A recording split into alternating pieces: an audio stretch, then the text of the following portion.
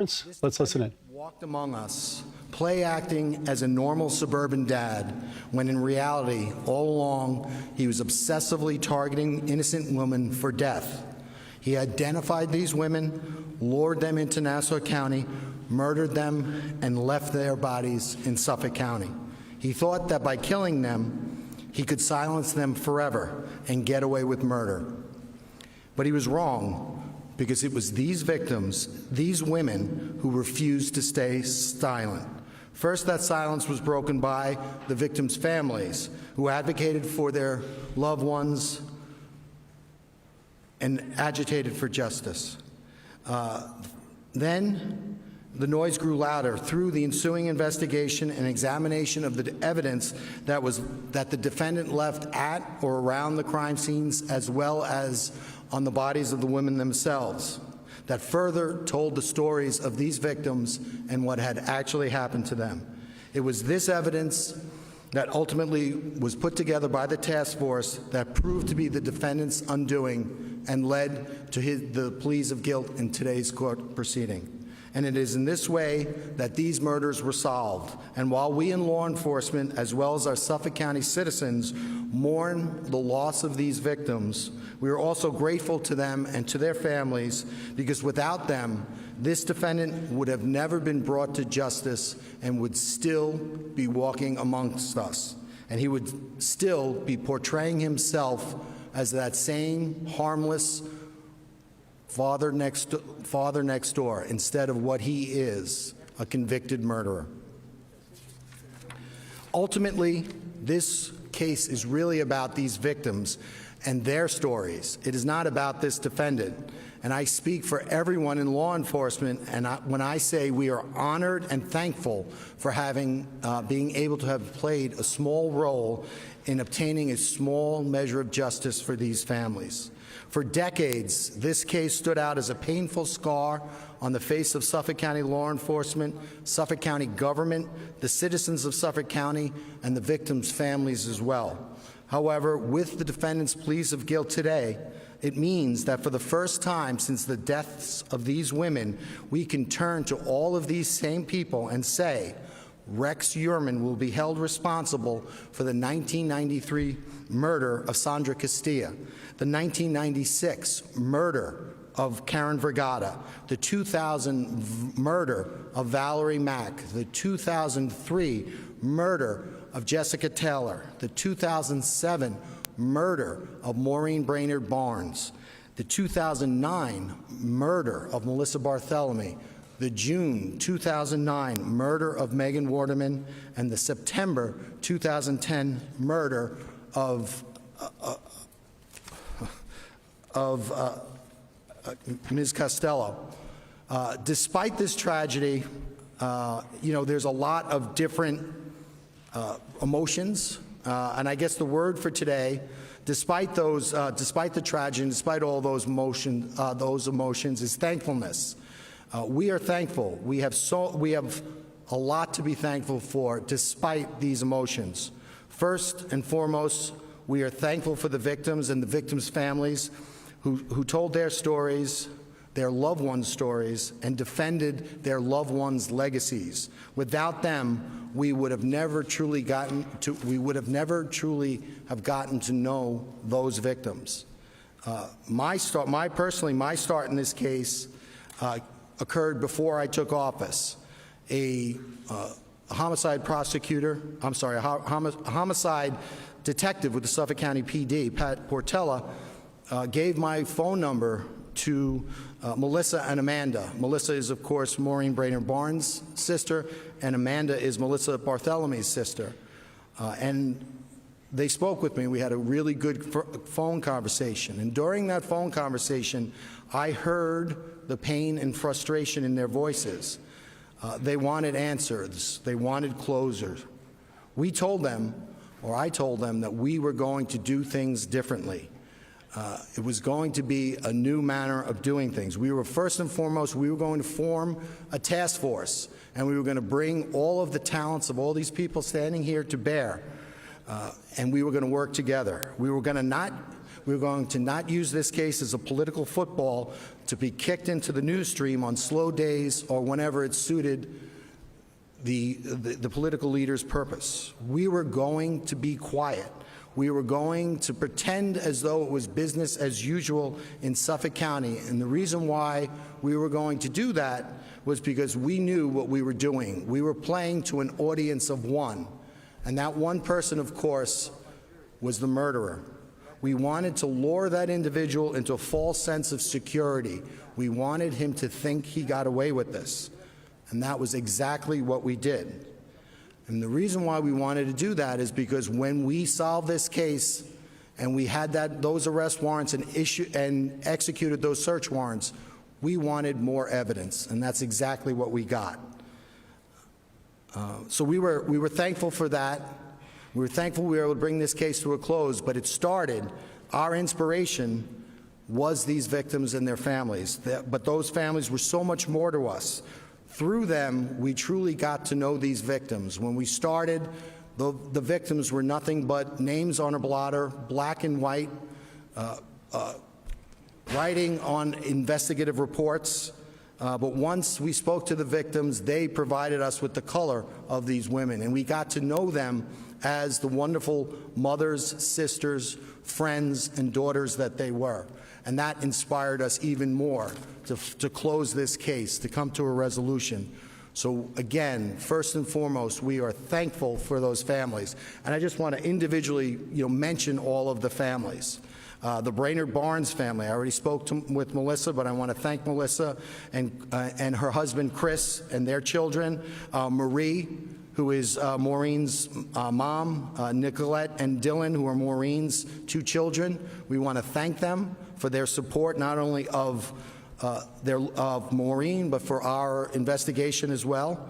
And we want to say, on behalf of Suffolk County, we're sorry. The Bartholomew family, Amanda, who's Melissa's sister, Lynn, her mom, and Jeff, Lynn's partner. We want to thank them as well. When this case started, it started with the grand. Well, it didn't start, but the charging started with the grand jury, and Amanda, Lynn, and Melissa came down and helped us with the grand jury. And I remember when Lynn came in, it was about 2-day proceeding, and when Lynn first walked in, she appeared a certain way, and by the end of that second day, she looked completely different. You could see that having forced her to relive this, you could see the sadness in her face and in her eyes, and we're sorry for that. But without their cooperation, we wouldn't be here today. So to Amanda, Lynn, Jeff, and everyone in the Bartholomew family, we want to say thank you, and we want to say we're sorry. To the Waterman family, we have Megan's aunt, Liz, and we have her daughter, Lily. We want to thank them. We didn't get to know them until after the indictment, but again, the way that they stood by Megan and the way they supported us, we want to say to them, thank you, and we're sorry.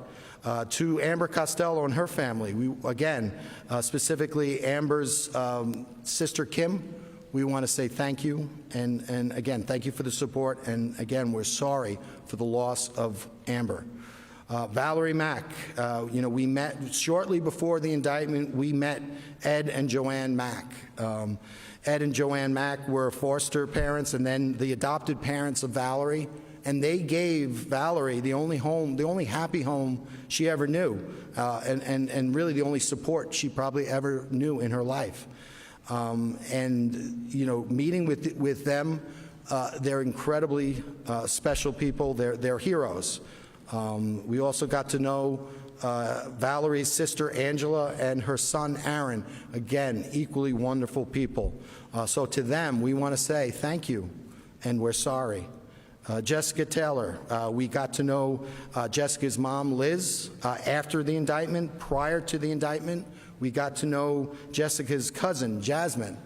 And right after the initial indictment of the first 3 victims, Jasmine came to us on behalf of Liz and said, please help us. Please find out what happened to Jessica. And at that time, we didn't have enough. And we said, look, we're going to work, and we're going to try to get there, and we're going to work as hard as we can. Please trust us. And, Jasmine, on behalf of Liz, said they would do just that. So to Jasmine and Liz, I want to say thank you. And again, we're sorry. To the Vergata family, Karen Vergata, we recently went, I did, I know members of the Suffolk County PD had already spoken to the family, but my team recently went and we saw Eric and Gary, who were Karen's sons. Gary's not here today, but we got to meet Gary, and I know Gary's watching, so we want to say hello to Gary. Eric's here. We want to thank Eric, and again, we want to thank you and tell them how much we admire them for supporting their mom and for supporting us. And again, we want to say we're sorry on behalf of all of Suffolk County. We're sorry for Karen's passing. The Castilla family, Cassandra Castilla. We had the opportunity shortly before the indictment to meet with Ariel, who's the husband of Ruth, and Ruth is Sandra's sister. Again, wonderful people who really stood by and supported Sandra. So we want to thank them for that. We want to thank them for their support of our investigation, and on behalf of Suffolk County, we want to tell them we're sorry. We're sorry. So that's the family. Again, they inspired us. They're the reason why we do what we do.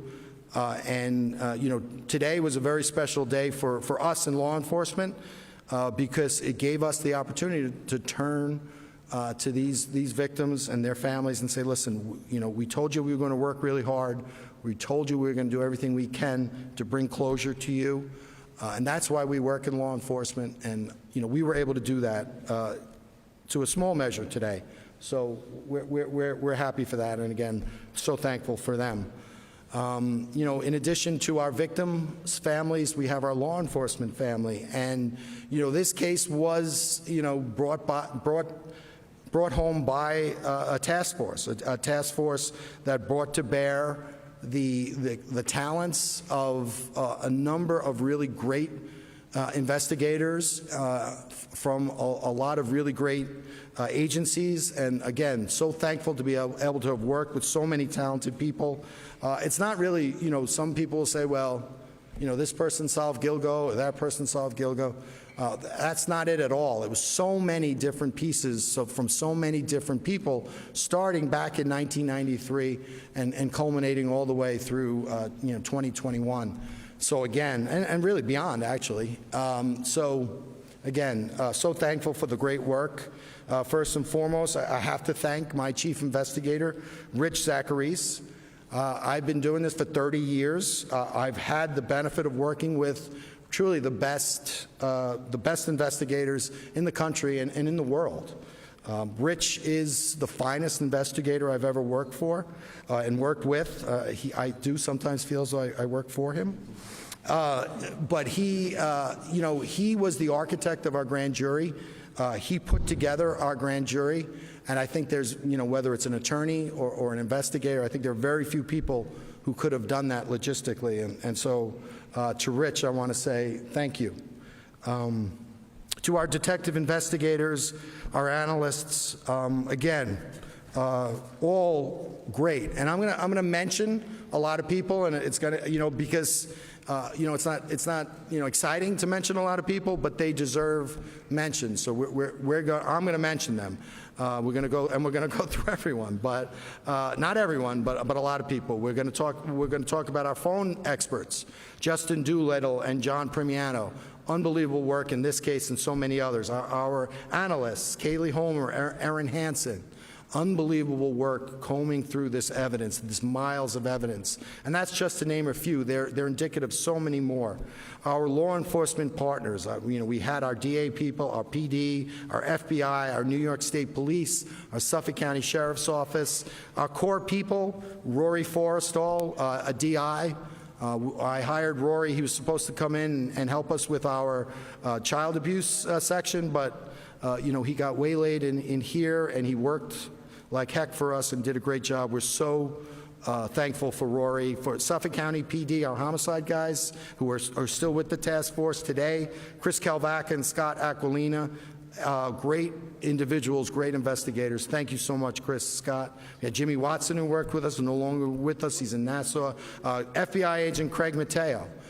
Special Agent Craig Mateo. Everybody's young, I guess, compared to me, but I see him as a young guy, really talented agent, really great guy, really, really helpful. Investigator Tiffany Attai with the State Police.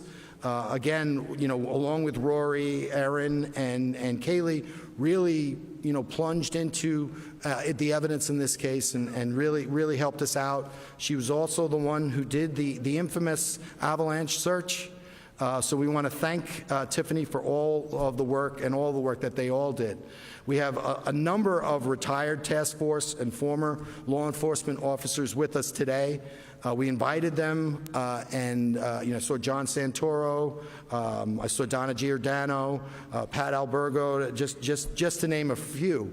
And we wanted to invite those retired members because, again, there was a lot of talk about this case, a lot of talk about, no one cared about the women, who were murdered in this case. That nothing could be further from the truth. I'll talk about Pat Alberga. He worked Jessica Taylor's case. He retired. When we had brought enough evidence to bring that case together, we called Pat. And he came to help us testify. Actually, he and Donna Giordano testified for us. But when Pat Albergo, who's retired, came in, he sort of walked through the door like a kid, like a little kid walking down the stairs during Christmas. And he's like, "Why am I here?"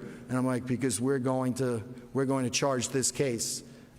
He was thrilled, and that attitude is indicative of every single one of all these agencies. So grateful to work with all of these people, both past and present. Our ADAs, Nick Santamartino, Andrew Lee, Michelle Haddad, Larry Opizo, God help them, right? They get to know what I'm really like. And so they were with us right from the very beginning, through the grand jury and through today. Great job by them. I want to thank them. My chief assistant, Alan Bodie, he really, along with Rich and we really thought a lot about how we were going to go forward with this case and planned a lot of things, from the grand jury, and he was really helpful with that. And also, he ran the office while I was running around pretending to be a lawyer. Our discovery expediters, our analysts, our paralegals, everyone. And that's just us. So now, we come to the Suffolk County PD, and, I'll talk a lot about Suffolk County PD was, with us every step of the way. Our police commissioner Catalina, our chief of department, Bill Dougherty, our chief of detectives, Sean Barron, a whole host of other people are with us today. We have our Suffolk County Sheriff, Errol Toulon with us, as well as Undersheriff Kevin Heavey, as well as Undersheriff John Becker. We really want to thank those two agencies. We want to thank Errol Toulon, and we want to thank Police Commissioner Catalina. They're two phenomenal partners. I can say this about Suffolk County and Suffolk County citizens when it comes to Police Commissioner Catalina and Sheriff Toulon. You are all in wonderful company. In addition, with regard to our Sheriff's Department, they provided logistics and traffic and sex trafficking related intel throughout our interviews, helped us to identify a lot of potential interviews of inmates and other people who had been sex trafficked. So we want to thank Suffolk County Sheriff for that. With regard, we also have the FBI here. We have Special Agent in Charge Michael Raffa, who's the FBI New York Criminal Division. So Special Agent in Charge Raffa is in charge of the criminal division of the FBI in New York State. We want to thank Michael for coming in. We want to thank Supervisory Senior Resident Agent Don Osbacher, who's been with us from the very beginning. We want to thank them for lending us their expertise, and more importantly, their people. The cell phone analysis that we all heard about, that was done by the CAST, or cellular. The FBI CAST stands for Cellular Analysis Survey Team. and specifically Special Agents Eric Perry and Mike Sabrick. Really unbelievable work by them. Eric, he provided the drive time records, so those boxes, those areas of interest in Manhattan and in Massapequa Park.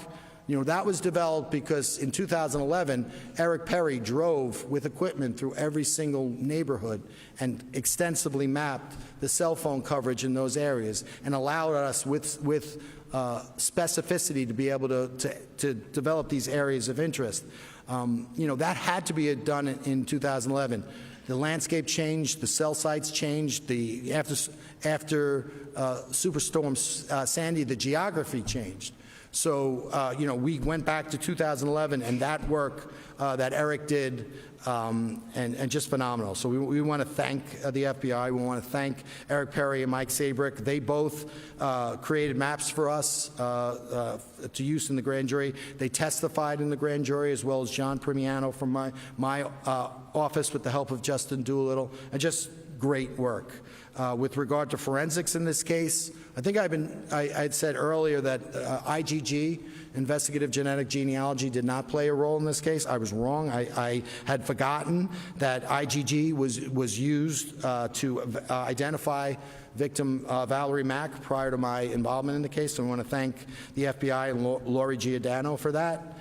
They also, with us, helped to identify Karen Vergata. So again, thank you. FBI, they provided surveillance of the defendant, both in the city and on Long Island, and their surveillance team. I was nervous. I had never met these guys. I had worked with them as a federal prosecutor, but that was a high risk, high reward thing. If they get made, everything comes down. If they get detected, but they weren't detected. Not only did they follow the defendant, but they recovered the abandonment samples. So we want to thank them. Suffolk County PD, they recovered DNA from the defendant's house. We want to thank the homicide squad for that. And again, working together, we were able to really develop that DNA evidence. So we want to thank them. Also, we provided, the FBI provided a searchable account, digitalized this entire file for us, so we want to thank the FBI for that. New York State Police, today we have Major Chris Casal, who's the troop commander of Troop L. We have Captain Chris Jean, who works in Troop L as well. Again, they provided Tiffany Atai to our task force, who was integral to our success. They provided assistance to search warrants, of all the search warrants with regard to this case and all the various locations. They were on the scene with our Suffolk County Police Department gathering evidence. They transported evidence from the house to Suffolk County property, along again with Suffolk County PD. The avalanche truck, they transported it from South Carolina to our lab. There was a Ram Charger from Pennsylvania that was associated with the Sandra Castilla case. State troopers took that from Pennsylvania, brought it to our lab. We were able to develop evidence linking that truck to the murder of Karen Vergata. We want to thank them. They provided us with K-9 units along with the NYPD, Suffolk County PD. I want to thank all of those agencies. I want to thank Nassau for helping us with the search warrant. I want to thank Nassau County DA's office for helping us with the prosecution of the weapons case. Our Suffolk County Crime Lab, we want to thank them. Tremendous work. I particularly, is Clyde here? Where's Clyde? Clyde, raise your hand. Where's Clyde? All right, Clyde's all the way in the back as usual, hiding. So Clyde was the hair analyst in this case. He collected hairs from all the victims in this case, save for Jessica Taylor. And he pushed the PD and he pushed our office to send certain hairs out for mitochondrial and then later nuclear DNA testing. And when we started this case, he was working with Nick Santomartino in my office, and he was recalling with great specificity certain hairs of interest that he thought were really going to bear fruit. And I was talking to Nick, and I was saying, does this guy really, was he this meticulous? Is he this sure? And so Nick said, sit down with him, sit down with Clyde. And we sat down with Clyde, and, to go to a crime scene, in the 2000s and not have the capability to get nuclear DNA, but yet to be so precise and exact in gathering evidence, cataloging the evidence, safeguarding the evidence, and then being able to advocate for its use. Without Clyde, we probably wouldn't have gotten that evidence. So, Clyde's retired now, but we really want to thank Clyde. Bob Jenna, he collected hairs on the Castilla case. He recovered 2 hair. He was the former chief of Suffolk County Crime Lab. He's retired. He collected 2 hairs on Sandra Castilla, did a great job, similar to Clyde. Don Doler, the former chief, he was the chief of the lab when we started this. Great job. We want to thank him. Connie Dinkle is the current chief of the lab, and she did a great job and continues to do a great job. We want to thank them. Bob Bauman, Helen Wong, Liz Sepulveda, Kerry Anito, Craig Hamer. All of these forensic scientists did a fantastic job, and we want to thank them. Again, they were in the House with our law enforcement partners, gathering this evidence meticulously, precisely, and without. I was thinking about this. This isn't a cast of hundreds. When you look at when you bring all this together, it's a cast of thousands. So we want to thank all of those individuals. Office of Chief Medical Examiner, City of New York, Brad Adams, Mark Desire, and Neha Desai. Brad Adams was the anthropologist. He identified the Gilgo 4, and he was the one who urged investigators to go back after the discovery of Melissa Barthelemy, which resulted in the discovery of the 3 other victims known as the Gilgo 4. Mark Desire is the assistant director of biology of the lab. He was our liaison. He made all of his people available to us. Ms. Desai, she testified for us in the grand jury. Her DNA analysis led to the identification of the Gilgo Beach 4. Again, she testified in the grand jury. A fantastic job. Our outside experts, Mitotyping Technologies, Gloria Dimmick and Jenna Manges. Gloria testified first in the grand jury. Fantastic scientist, fantastic person. Astria Forensic, Dr. Ed Green, Dr. Christina Valencia, Kelly Harkins Kincaid.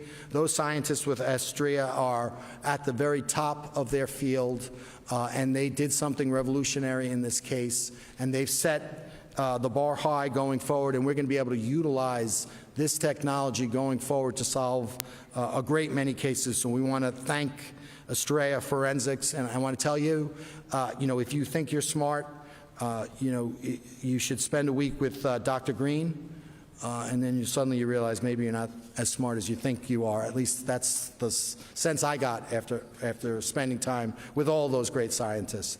NYPD, again, they helped us with the cadaver search in April of 2025.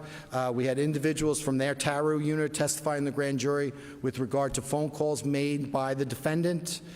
They helped us to attain records, missing person records involved in this case, spanning back years and years. Again, at a drop of a hat, even though it wasn't their case, they came in and helped us. Scarborough Police Department, with regard to Megan Waterman. The Megan Waterman case came in as a missing person case, and it went across the desk of a detective, Don Blatchford, who's here with us today. And Don, gathered the evidence and really did everything he could to try to locate Megan. And when the trail took him to Suffolk County, he didn't stop. He continued to help us in our investigation. He brought the Waterman family to Long Island for interviews and for court proceedings. He testified in the grand jury, and he's had a long, illustrious career in Maine. He's going to retire, but he held off his retirement to see this case through. And again, I talked about the Suffolk County PD guys who cared about these victims. Don Blatchford is another individual who cares about these victims, like all of the people in law enforcement. So we want to thank them. United States Secret Service, with the massive digital evidence in this case and their forensic science division, all of the massive amount of digital evidence, they helped us process it. We had their forensic science division, we recovered a Bounty paper towel off of the crime scene of Megan Waterman. They processed that and they compared that to the same Bounty towel that we recovered in the home of the defendant. They matched, and this was a memento that we argued the defendant kept. Was a would have been a key piece of evidence, so we want to thank the Secret Service for that. The telephone carriers, Verizon, T-Mobile, Sprint, Nextel, and AT&T. Again, phone records spanning back to 1993. We've got to get those records in evidence. Again, Zach Reese was integral in this, but they went above and beyond they went above and beyond for us because they knew this case was important. We want to thank them. With regard to the court staff, Judge Mazie and his staff, I want to thank them for their courtesies, and I want to thank them for all that they did in their professionalism. And this is a difficult case, and they handled it with aplomb. So, I'm going to turn it over to our partners, but just to clarify regarding the plea of guilt, the defendant has pled guilty to 3 counts of murder in the first degree pertaining to the murders of Melissa Barthelemy, Megan Waterman, and Amber Costello. And all of those 3 individuals were killed within 18 months between July of 2009 and September of 2010. That enabled us, the proximity of those murders enabled us to charge those 3 murder 1 counts. In addition to the sentences of that is life without the possibility of parole. With regard to the other 4 victims, they pled guilty to 4 counts of murder in the second degree. That's Sandra Castilla, Maureen Brainerd Barnes, Valerie Mack, and Jessica Taylor. Those sentences, 25 to life to run consecutive to each other and to the murder 1 charges. This defendant has additionally agreed to accept responsibility for the murder of Karen Vergata. And again, the sentence will be 25 years to life without the possibility of parole on the first 3 and 25 to life on the last 4, all of which is going to run consecutive. So we have 3 life without parole sentences and 4 25 to life sentences, all to run consecutive. So, with that, I'm going to turn it over to our law enforcement partners. So I'm just going to leave with this. This case closes and another one opens. There are still, bodies on that beach. There are still bodies in Suffolk County. There's no rest for the weary. We are going to continue to work with our partners and to try to obtain closure for as many families as we can. Thank you very much, and we're going to call up Police Commissioner Catalina.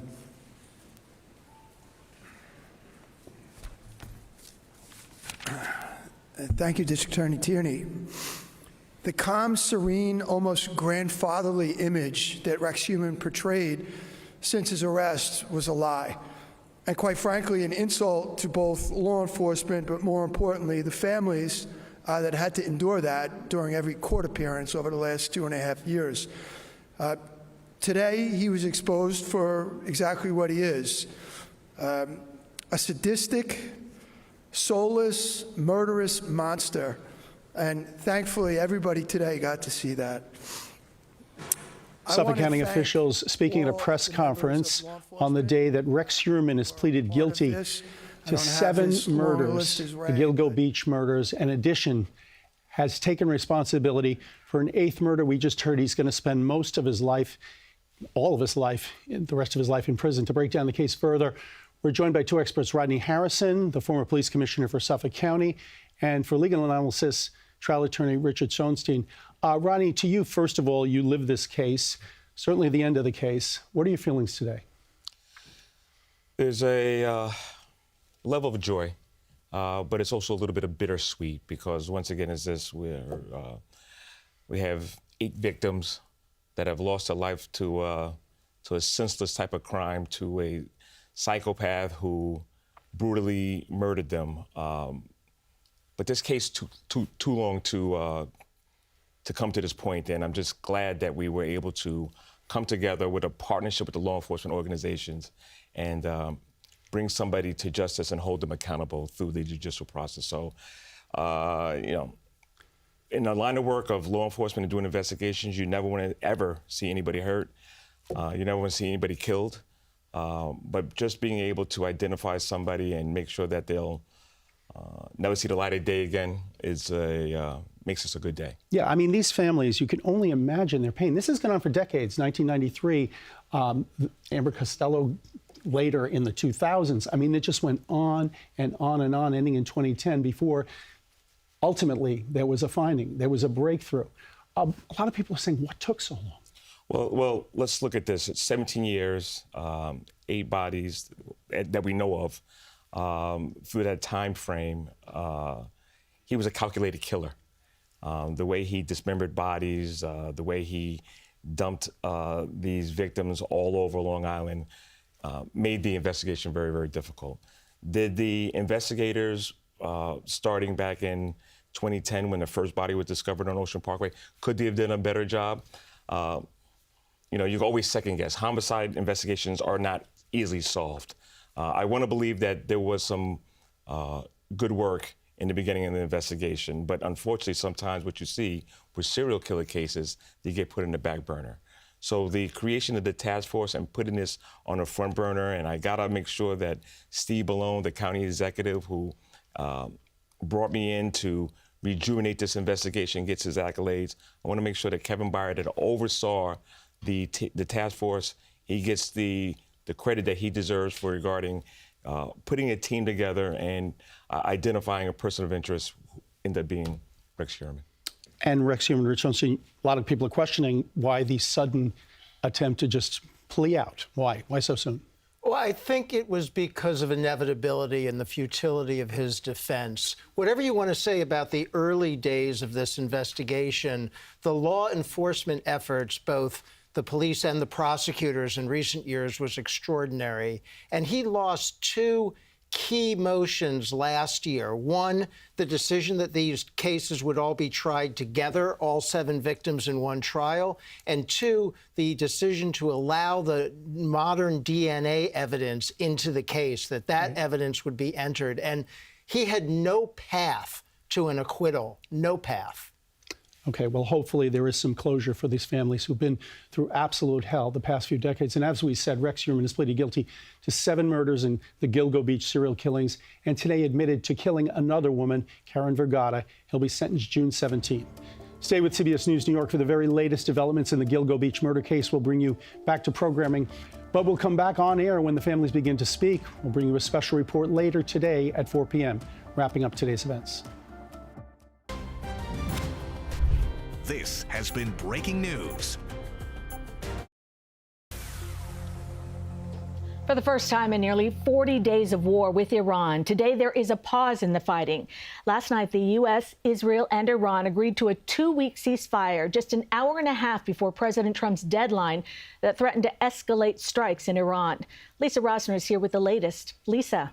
Cindy, the ceasefire includes the reopening of the Strait of Hormuz. Stock markets are surging worldwide and oil prices plunged. We just heard from the Secretary of Defense, who says there's still a lot to be worked out. Iran's foreign minister says the ceasefire deal includes a 2-week safe passage for ships through the Strait of Hormuz in coordination with Iran's military. Defense Secretary Pete Hegseth said Wednesday American troops will stay in Iran and make sure Iran complies with the ceasefire. We'll stay put, stay ready, stay vigilant, as the chairman laid out. Our troops are prepared to defend, prepared to go on offense, prepared to restart at a moment's notice with whatever target package would be needed in order to ensure that Iran complies. Iran has also given the U.S. a 10-point long-term peace proposal, which President Trump described as a workable basis on which to negotiate. President Trump forged this moment. Iran begged for this ceasefire. What's clear, what the new Iranian regime knows, is they'll never have a nuclear weapon or the capability to get a path to one. In Tehran, celebrations spilled into the streets. The ceasefire comes after Trump's intensifying rhetoric, threatening on social media earlier Tuesday, quote, a whole civilization